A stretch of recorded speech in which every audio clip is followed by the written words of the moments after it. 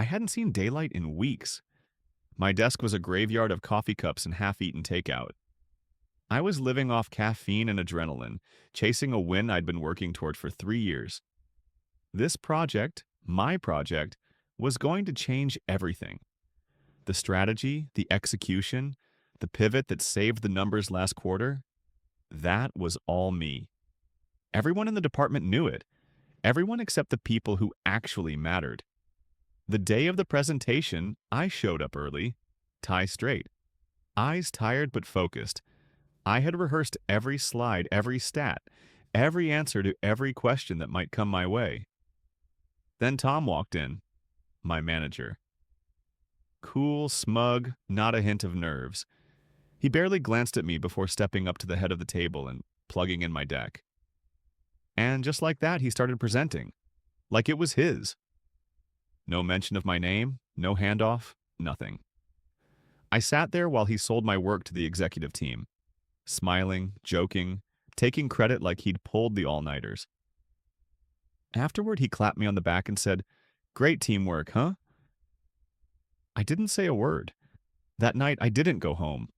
Just walked until I found a quiet bench outside a 24-hour deli and stared at the city like it owed me something. My phone buzzed. Unknown number. Saw the pitch. Knew it had to be you. Let's talk. Daniel Lang. We'd worked together years ago. He was sharp. Ran his own thing now. If he was reaching out, it wasn't casual. I stared at the message for a long second. Then I stood up. Something in me had finally snapped. The long climb that led nowhere. I'd been there for 7 years.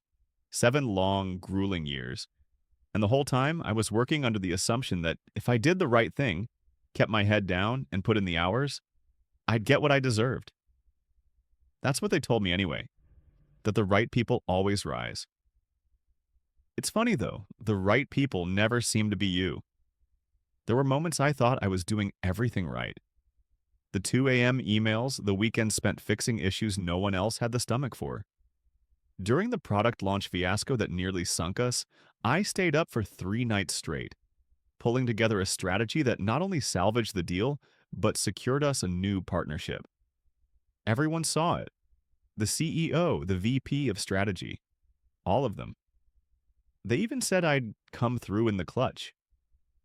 But that's all they said. Not even a thank you. Just that dead look of someone who just expected me to pull it off. But I didn't mind. I wasn't looking for applause, I just wanted what I was owed. And for a while, I thought I'd get it. Then there was the time the department went into full crisis mode. The VP of marketing had left in the middle of a huge pitch, just walked out, leaving the team to scramble. I'd been running ideas and meetings behind the scenes, but no one seemed to notice. Until the pitch meeting, that is, when the client dropped a bombshell. If we couldn't turn things around in 48 hours, they'd pull the deal. I spent the next 48 hours working nonstop, redesigning the pitch, tweaking the slides, coordinating every last detail like it was my own. The night before the meeting, I sent it over to the CEO for final review. I was exhausted, but I had to make sure everything was perfect. The next morning, I walked into that meeting, and what do I get? A handshake. A "well done, Daniel." No mention of the sleepless nights. No "thanks for saving our asses." It was always the same. I didn't expect a medal, but I didn't think it was too much to ask to get credit where credit was due. Instead, I was just another cog in their machine. And then, after all those years, when it came time for a promotion, they passed me over for someone younger, someone with less experience. Donica, fresh out of grad school, barely a year in the company. And she got the promotion. "You've been doing a great job, Daniel," my manager said. "But your time's just not here yet." The words stung. I could have accepted that. I was patient. I had been. I'd built a reputation for being steady, for being someone they could count on. But when I saw Danica's face light up in that meeting, her clueless smile as if she had some sort of magic that I didn't, that's when it hit me. I wasn't just being passed over. They didn't see me. Not truly. They saw me as someone to fill gaps. Someone who could pick up the slack when things got tough. I'd been loyal, loyal to a fault. I trusted them when they said they'd reward hard work. But the truth was, hard work didn't matter if you weren't the right type of person. I realized then that I'd been living in a fantasy where I believed if I just kept grinding, things would work out. But they wouldn't. I was sitting with a client a few weeks later when the words finally struck me like a punch to the gut. We were talking about their new project, and I was pitching ideas as usual, but this time, the client's face was different. He leaned forward, looked me dead in the eye, and said, "They don't deserve you." At first, I thought it was just flattery. But then I saw something in his eyes, something I hadn't seen in my own eyes for a long time. Recognition. I'd been told for years I wasn't ready for bigger things, that I hadn't paid my dues. But this guy saw it. He saw that I had been carrying everyone, and still, I wasn't getting what I deserved. That moment stuck with me, more than anything. And for the first time in a long while, I started to wonder if maybe the problem wasn't me. Maybe I had been playing their game. Maybe it was time to change the rules. The unexpected call. The message came in on a Wednesday afternoon, a text from an unknown number. At first I thought it was spam, but then I saw the name, Derek Warner. I hadn't heard from Derek in over a year, not since we'd wrapped up that huge project for his company. He was the CEO of a tech startup that had been making waves, and I'd worked closely with him during a tense product launch. I'd saved his company's skin more than once during that time, but we'd parted ways professionally, and I'd never thought we'd cross paths again. He kept it simple. "Hey Daniel, been a while. How about a coffee? I think we need to talk." I didn't hesitate. I texted back and agreed to meet him at a cafe near his office. A few hours later, I was sitting across from Derek, the same cool confidence he always had, but there was something different in his eyes now. He looked more intense, focused. We made small talk at first, reminiscing about the old project, the late nights, the stress, the way we'd laughed over stupid things just to keep from going insane. It felt familiar, almost comforting, but it didn't take long for the mood to shift. "You've been on my mind, Daniel," Derek said, leaning back in his chair, his eyes never leaving mine. "I've been watching you. I remember how you handled things when that product launch almost derailed. The way you stepped in, took charge when no one else could. It's rare to find someone who doesn't crack under pressure." My heart skipped. He remembered that? I'd nearly drowned in that launch, barely holding things together, but hearing him say that made all that stress feel like it had been worth it. "I need someone like you," Derek continued, his voice now steady and sure. "Someone who can handle not just the big picture, but the chaos that comes with it. Someone who's not afraid to make the hard calls when everyone else is frozen." I blinked, not sure where this conversation was going. He paused for a moment, looking out the window as if deciding whether or not to say what was coming next. Then he turned back to me, his gaze sharp, and dropped the bomb. "I want you to come work for me," he said, his words slow and deliberate. "I'm building something big, a new company, and I need someone to lead operations. You'll have full control over building your team, shaping everything from the ground up. The job's yours if you want it."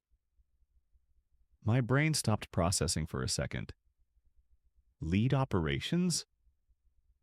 This wasn't just some lateral move, it was a complete shift. A massive jump into the unknown.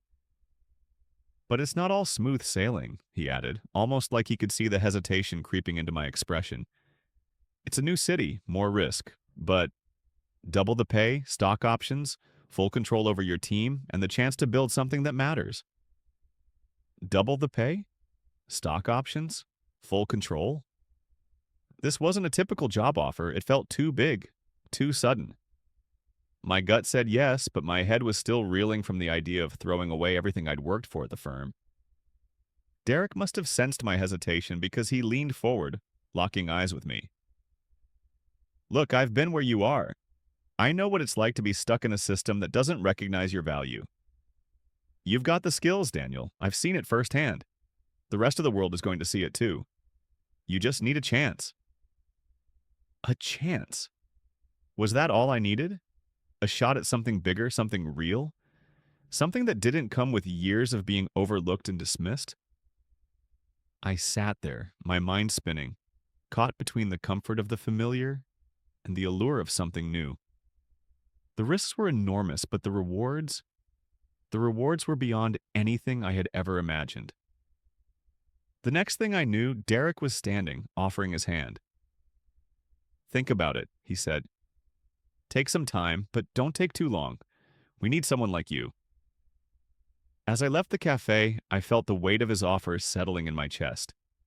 I walked to my car, feeling like my life had just shifted onto a completely new axis. I got in, slammed the door, and sat there for a long time, staring at the steering wheel. Was this real? Was I really considering leaving everything behind?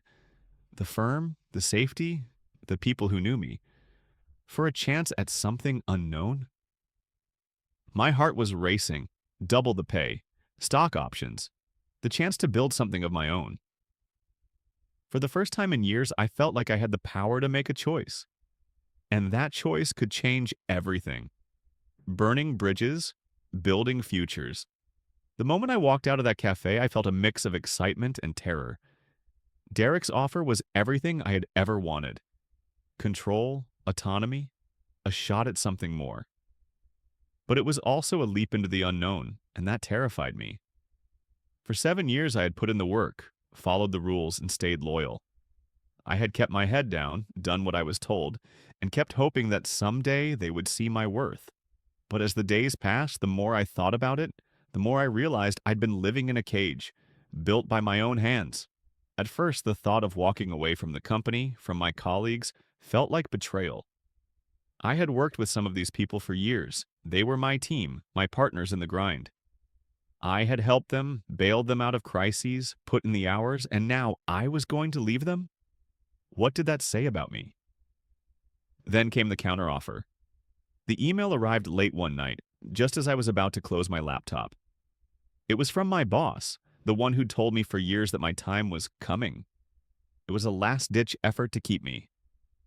The subject line, "We don't want to lose you." I opened it, and the first line hit me like a slap. "We value your loyalty and the hard work you've done for us. We can offer you a substantial raise and more responsibilities if you stay. You're too important to let go." The words were so polished, so rehearsed, like they'd been waiting for this moment. But the timing? It was too perfect. Too late. I had already made up my mind. I wasn't looking for a raise. I wasn't looking for more responsibilities. I was looking for freedom, for a place where my contributions actually mattered. Still, there was something about that email that dug at me. I wasn't just leaving the company. I was walking away from everything I had built there. The relationships, the projects, the status. It was more than just a job. It was a part of me. The next day, I had to tell my boss. I didn't want to do it over email. That felt too cold, too easy. I asked for a meeting, and when he saw me walk in, his face immediately dropped. He knew something was up. "So, you're really going through with it?" he asked, his tone somewhere between frustration and disappointment. "I am," I said, trying to steady my voice. "I've made my decision." He leaned back in his chair, looking me over like I was a piece of meat he was trying to figure out how to sell. "You know, Daniel," he said, shaking his head, "you'll never find the stability you have here anywhere else. You've built something solid here.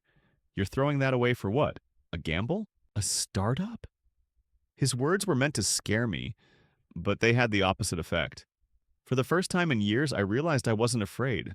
I wasn't afraid of what I might lose. I was afraid of staying. I was afraid of wasting more time. I left that meeting feeling a weight had lifted off my chest, but I still had to face the people I worked with, the ones who had become more than just colleagues over the years. As I walked through the office, some were shocked, others were congratulatory. A few were envious, and I could see it in their eyes. The ones who were happy for me were the ones who understood. The ones who envied me, well, they were the ones who were still waiting for their time to come, like I had. Packing up my desk was a surreal experience. I didn't expect it to feel so final. I took down the pictures of my family, the coffee mug with the company logo, and the little knickknacks that had become part of my day-to-day. As I reached into the drawer for the last of my things, my hand brushed against something that made me pause. It was a sticky note, one I had written for myself years ago. The words were a reminder, one I had put there when I felt like I was losing myself in the grind. Your worth isn't tied to their approval. I'd forgotten it was there, but seeing it now, it was like the note was speaking directly to me. I wasn't walking away from my worth. I was walking towards it. With a deep breath, I folded the note and tucked it into my pocket, then turned to the door. This wasn't just the end of a job. It was the beginning of something bigger, something that was mine. I walked out of the office that day, the sounds of the building echoing behind me. It felt like I was stepping into a new world, one where the only person I had to answer to was myself. Becoming the man I was meant to be. The first month felt like boot camp. 12-hour days. Constant pressure. Zero room for half measures. But for the first time in years, the fire in my gut wasn't from burnout. It was hunger. No one second-guessed me. No one made me prove myself twice. At Derek's firm, when you walked into a room, your reputation didn't hang on politics. It hung on results. And I was starving to deliver. I was handed a small team, 3 junior analysts and a marketing lead who had been overlooked too many times. They were sharp but unsure. I saw versions of myself in each of them. I didn't bark orders. I asked questions. I listened. I fought for them when upper management pushed back. I gave credit publicly and feedback privately, and slowly they started standing taller. We landed our first major client within 2 months. A $3.2 million contract that was supposed to be out of our league. We didn't just deliver, we crushed it. Ahead of schedule, under budget. The client shook my hand and said, "You run a damn tight ship." I hadn't heard praise like that in years. Not without a hidden insult attached to it. It wasn't easy. There were nights I barely saw my apartment. My girlfriend almost walked. Said I was slipping back into old habits. But when she saw how alive I was, how different, she stayed. Our relationship stopped feeling like a side hustle and started feeling like a partnership again. I wasn't dragging myself through life anymore. I was building something. 3 months in, we hired 5 more people. I personally trained each one. I made it a point to never let them feel invisible. I knew what that did to a person. And then Karma walked through the front door wearing a tailored suit. Her name was Melissa, senior executive from my old company, the one who used to shut down every idea I pitched, the one who used to nod along in meetings, then take credit behind my back. She wasn't here for a favor. She was here with a problem. Her biggest client, one I had brought into that company years ago, was jumping ship. And guess where they were headed? Right, to us. Melissa wasn't just losing revenue, she was losing her leverage. She asked for a meeting, said she wanted to collaborate. I smiled, told her I'd check my schedule. We did meet, briefly. I shook her hand, looked her in the eye, and said, "It's good to see you again. We'll take good care of them." She didn't say much. She didn't have to. The look on her face said it all. For years she played chess with people like me, used our moves to build her kingdom. Now she was watching someone she underestimated become the kind of leader her company could only pretend to cultivate. And me? I wasn't bitter. I wasn't angry. I was done playing small. In that moment, I realized I hadn't just landed a better job. I had become the kind of boss I used to pray for. The one who sees potential before it's proven. The one who doesn't wait for permission to lift others up. The one who never forgets where he came from. They tried to break me. Instead, they built the man they were afraid I'd become. And now? Now I build others. 5. Luck has nothing to do with it. People like to talk about success like it's a lottery ticket. Right place, right time, right connection, right boss. Bullshit. The truth? Most people stay in jobs they hate because it's easier to be miserable than it is to be scared. You tell yourself it's stability, you tell yourself it's smart, but deep down, you know it's fear. Fear of what happens if you jump and miss. Fear of hearing no again. Fear of finding out maybe you're not who you thought you were. I get it. I lived that. I spent years eating stress for breakfast, biting my tongue in meetings, handing over ideas with a smile just to watch someone else present them, like they were born geniuses. I told myself it would pay off, that patience was noble, that my day would come if I just kept grinding. It didn't. Not until I stopped waiting for permission. There was no elevator to where I am now, just a staircase, one grueling step at a time. Late nights that bled into early mornings. Weekends that disappeared, 1,000 silent sacrifices no one saw, and no one thanked me for. They only see the end result, the suit, the title, the office. Now people come to me asking for advice. They say, "You're lucky it worked out." Lucky? Luck didn't carry me through the nights I felt like a ghost in my own life. Luck didn't stand behind me when I got passed over again. Luck didn't hold my hand when I finally decided to burn the bridge and walk into the unknown with nothing but grit and bruised pride. I earned this, every inch of it. And now I've got something better than a raise or a pat on the back. I've got freedom. I get to build a culture where good people aren't overlooked, where loyalty is a two-way street, where the quiet grinders, like the ones like I used to be, get noticed before they burn out. And yeah, some days I still feel that chip on my shoulder. I carry it like armor. It reminds me where I came from, what I endured, what I escaped. Last week I stayed late after everyone else left, just me in the silence. I walked out of my office, turned around and looked at the door. My name was on it. Black letters, centered, permanent. I ran my hand across it slowly. Almost couldn't believe it was real, because the first time I ever tried to lead anything, a small team project years ago, my old supervisor laughed and said, "You're not management material. Stick to what you're good at." I think about that moment a lot, not out of spite, out of clarity, because that voice and the one that said I couldn't still echoes sometimes. But now it just makes me smile, because I did. I proved them wrong, not with words, but with results, with growth, with people who now thrive because I refuse to be just another cog in their machine. I built this, and I'm just getting started.